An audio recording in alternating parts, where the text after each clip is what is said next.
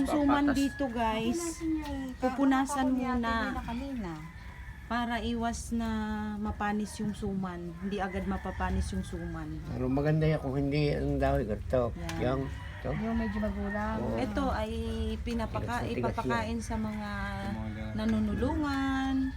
Tiyo, ba't pag may kasalan, laging may pasuman? Ano po ang, ano? Pag halimbawa nagpapatay ng baboy, o siya mo ihahayin. Baboy, siya. Pang merienda po. Pang, oh, Doon sa mga tumulong. pambigay. May sobra, babalutin. Pan-sharon po. Oo. Abayak mamayak, may kasaron na rin. Ay, ganyan Ay, pala. may hindi natulog. Magay Mario. Nabili ni Ira eh. Kay Mario. Ah, Kita, penyo ka suman. Sabi ko, pag hiningi kita. siya ira pa. Ah, isang table na suman ay. May, 2 tulyase. 2 tulyasing suman. Ayun pa. Isa Aparito nakasalang yung pa. buka sa pangapon na sabi ko mo.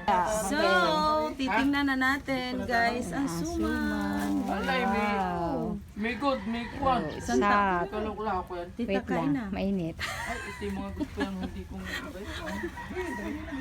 Ay, grabe Oo, naman. Ay, oh. Talagang Suman. suman na Talagang suman. suman. Sarap. Suman ng Batangas. Suman ng Chaong Quezon. May pa. Sarap talaga. Mm.